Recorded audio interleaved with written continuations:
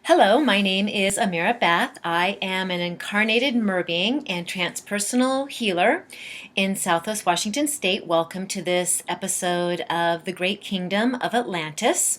In this edition, I've been guided to talk to you about the mer people and about the mer world. So this will be the first of several videos that I'll do actually on the mer beings, of which I am a part of. During the time of Atlantis, I would come up out of the water and shapeshift, grow legs, and come up onto the land and work in the healing temples and hold ceremony on the beach and work as a mer priestess. So, and in this lifetime and in many other lifetimes incarnated, my mer soul has chosen to become human, to again come up out of the water in human forms. I don't get to shapeshift anymore, and work with, do healing work with people. And one of my great missions, one of my great purposes is to teach and talk about Atlantis, the golden age of Atlantis, and to talk specifically about mer people.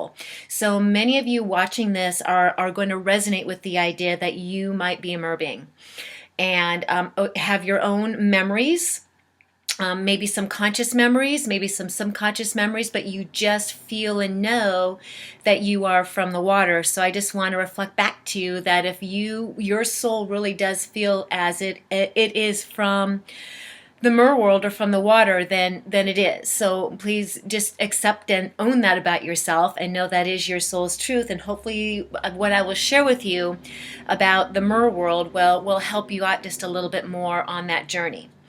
So as far as mer beings goes, there were many different varieties of mer creatures. So the mermaids that you see, like the one behind me, the very beautiful with the long hair and the perfect bodies in perfect shape, those didn't really exist. This is more of like a man's or a human perception of what mer beings look like. Mer beings and mer creatures came in many different forms. So my particular, where I came from, and I am an Atlantic mer being.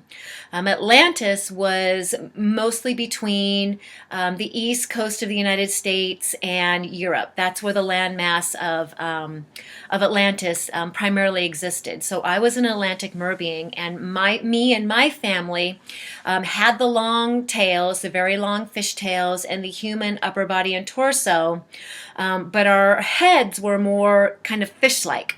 I remember this fish-like head with kind of these like big bulbous eyes and very long dark hair and breasts, and the skin being not scaly but having kind of a texture like like a texture, and being very thick for the water, very thick and very insulated.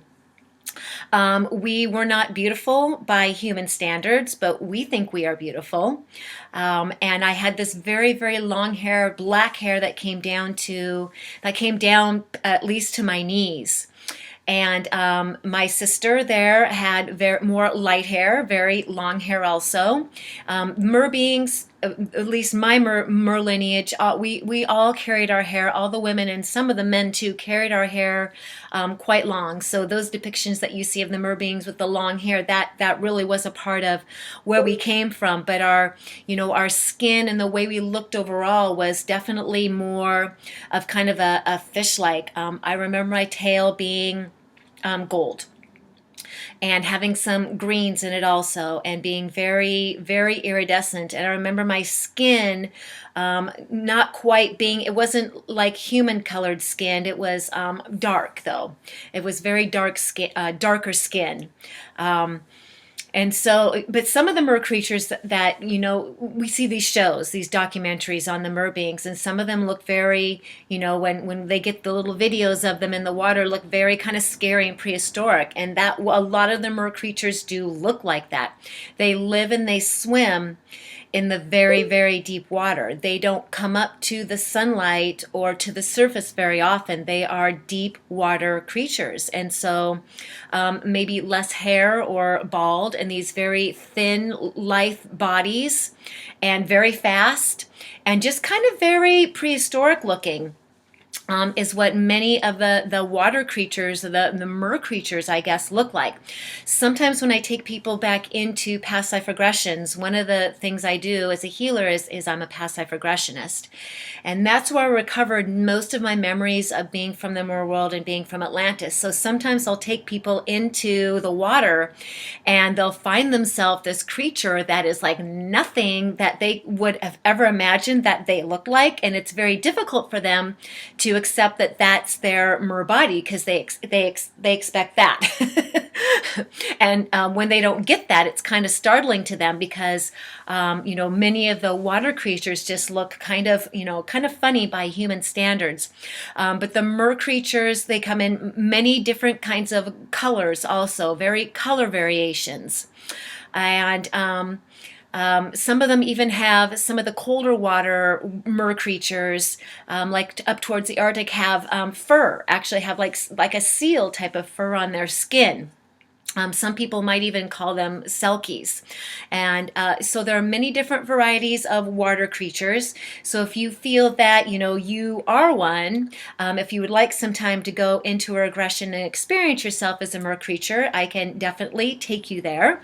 But I just want to let you know that to be very open to what you might look like and what you might be doing, what your skin might be like, and what your tail might be like. So many of the mer creatures kind of have things coming down, tendrils, I think, coming down off their arms. And I remember webbed fingers too, webbed fingers. And, my feet in this life are kind of funny looking.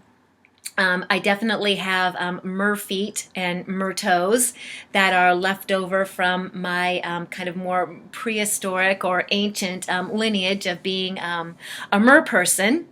I also remember when I would come up out of the water that my legs, my lower body wasn't real strong.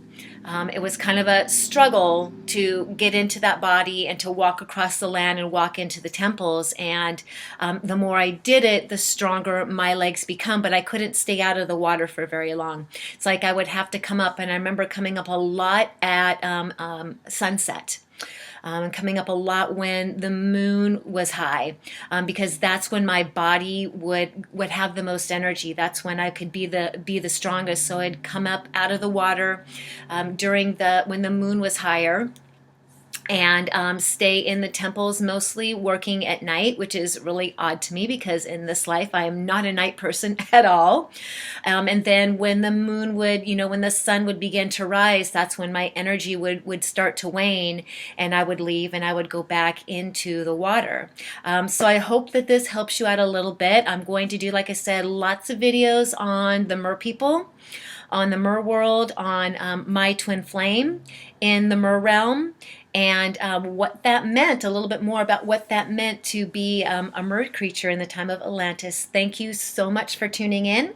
You can find me at ameerabeth.com. Please feel free to reach out to me via Facebook or email if you want to chat about this a little bit more, or maybe book your own time in the mermaid room with me. Oceans of love.